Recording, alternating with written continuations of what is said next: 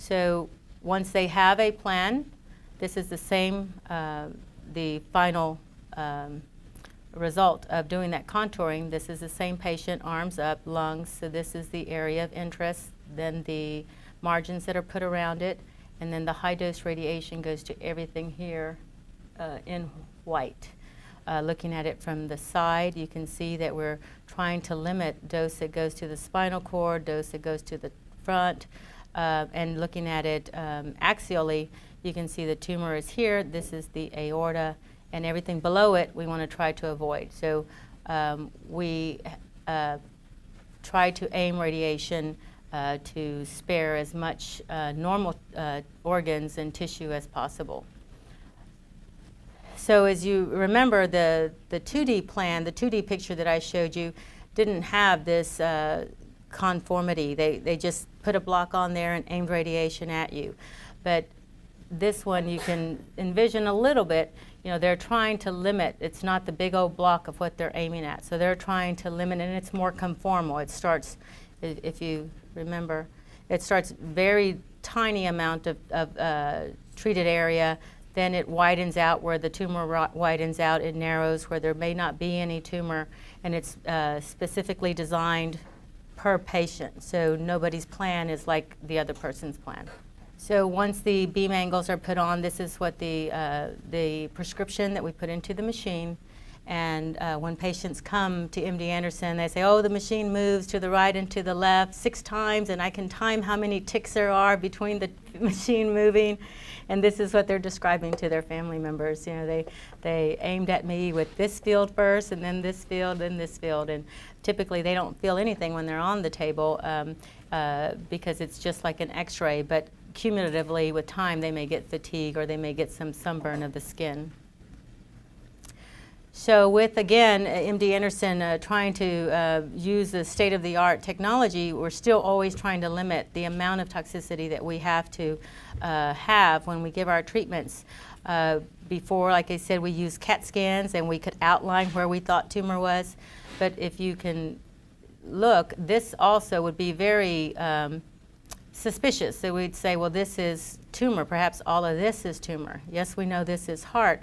But with PET scans, a PET CT scan now that we can do that is a radiolabeled isotope, it can tell us, you know, specifically when we do it, this is the same patient, same scan, this is the active area, this hot spot. So it helps us spare. So rather than having to aim at all of this tail up here too, which is deemed inflammatory, then we only have to aim at this part. So we can limit, again, how much is near the heart, how much of the lung has to be involved. So this is how we use, this is a PET scan generated at the same time that the CAT scan was done, and then when we set up our patients, where those areas are. So again, we're limiting how much radiation we have to give. So all of this beam angle arrangement and trying to limit the amount of radiation that goes to normal tissue is called an intensity modulated radiation therapy, or IMRT. And bigger centers, MD Anderson uses IMRT, and it allows us to conformally custom target the areas that we have to treat and concentrate the highest intensity of the radiation at those targets, but spread acceptable doses, because there's fall off from radiation over critical structures that may be next to or in close proximity, you know, to areas that we can't avoid. So IMRT radiation, again, is one of those ways that we're trying to limit the amount of radiation, and this is a very fuzzy slide, but you can see that all those contours were done, and this was the interested area. Beam angles were put onto this, and you can see that even though this looks like it's right in the middle of the chest, when you look at it from the side, it's more posteriorly based, so we could try to miss a lot of the lungs that are towards the front. And again, looking at it from a CAT scan, this is the area that's treated, and this part here gets the high dose of, in this case, 4,500, but we want to limit radiation quickly to the areas around that. So even this purple magenta line is 3,000. this is 1,000 here. So we're always trying to limit the amount of radiation, because radiation can cause scarring, radiation can cause fibrosis in the lung, and make breathing worse. So when our patients with mesothelioma come and go through that big staging, are determined that they should have chemotherapy first to try to shrink their tumors, or perhaps then go to surgery.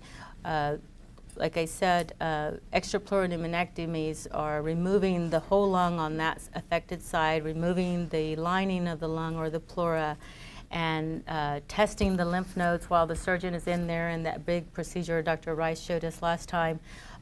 See what lymph nodes are involved, what areas are involved, and even our surgeon's very, very good at putting clips at where are questionable areas, or areas that might have had tumor left behind or might have been questionable, and it helps direct the radiation oncologist after that. That's where the clip is, that's where the doctor said the tumor might be left behind, so that we can concentrate radiation to those spots.